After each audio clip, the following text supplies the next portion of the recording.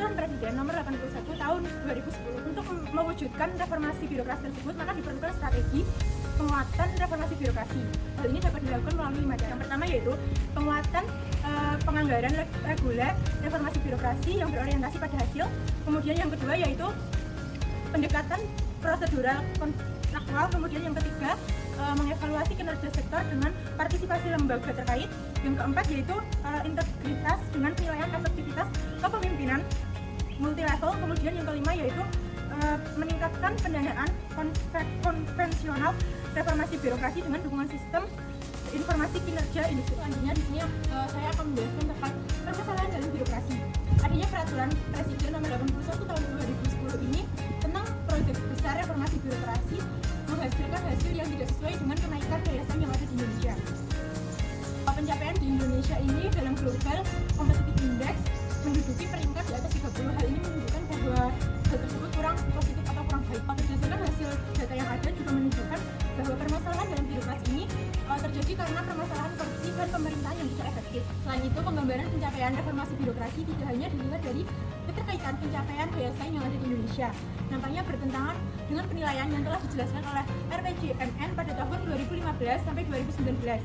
Selain itu, dari sisi pelayanan maupun kesejahteraan masyarakat, pencapaian reformasi birokrasi ini belum menghasilkan dampak yang signifikan. Berdasarkan data dari BPS pada Maret 2023, ketimpangan pengeluaran masyarakat Indonesia yang diukur dengan Gini ratio sebesar 0,388, kenaikan angka sebesar 0,007 poin dibandingkan Gini ratio pada September 2022. Data Badan Pusat Statistik, persentase penduduk miskin di Indonesia pada tahun 2023 mengalami penurunan jika dibandingkan dengan persentase penduduk miskin pada tahun 2022.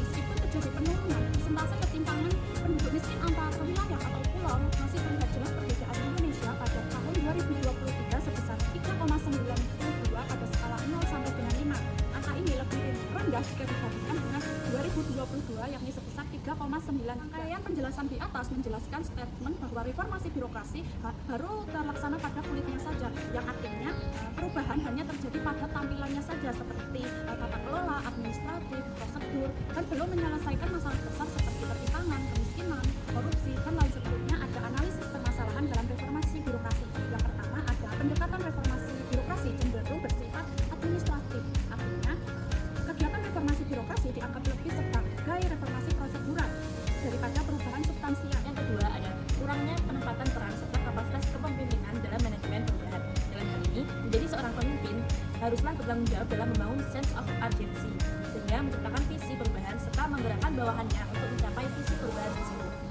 Yang ketiga ada reformasi birokrasi yang dilakukan secara instansional sehingga ini tidak bisa menciptakan perubahan tingkat lokal. Nah, dalam hal ini belum optimalnya pelaksanaan kebijakan reformasi birokrasi juga disebabkan karena model kebijakan reformasi birokrasi yang cenderung memiliki orientasi pada kepentingan serta kebutuhan internal birokrasi.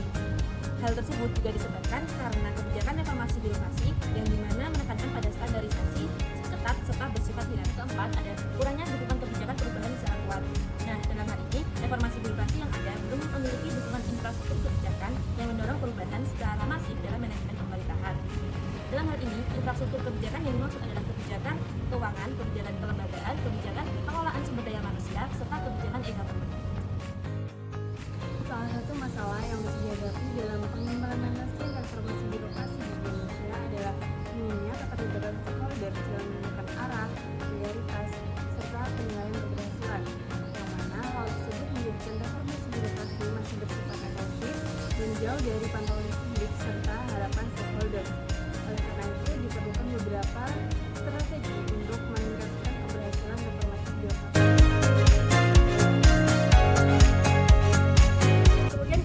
Klarifikus adalah tim yang bertugas untuk mengkoordinasikan mekanisme penilaian kinerja sehingga reformasi birokrasi dapat berjalan secara ini. Kemudian ada instansi-instansi yang berperan sebagai leading sector yang bertugas untuk merumuskan kebijakan yang inovatif, juga menerjemahkan kebijakan makro maupun menangguljawabkan terkait pengarahan juga pengawasan terkait reformasi birokrasi. Bagian D, penilaian kerja sebagai penilaian integritas pemimpin yang berjenjang. Bagian D, penilaian kepemimpinan merupakan aspek penting dalam manajemen perubahan. Pemimpin sendiri merupakan seorang yang mampu untuk dapat mengkoordinasikan. Dalam penilaian kinerja ini terdapat cascading kinerja yang dimana penilaian pemimpin itu dijenjangkan kepada karyawan di bawah kinerja terdapat dan juga punishment yang dilakukan secara teratur untuk dapat menuntut atau mendorong karyawan maupun pemimpin untuk dapat bekerja secara maksimal untuk mencapai tujuan dari organisasi, dan juga punishment yang mengukuhkan Monef reformasi birokrasi dengan sistem informasi kinerja sektoral.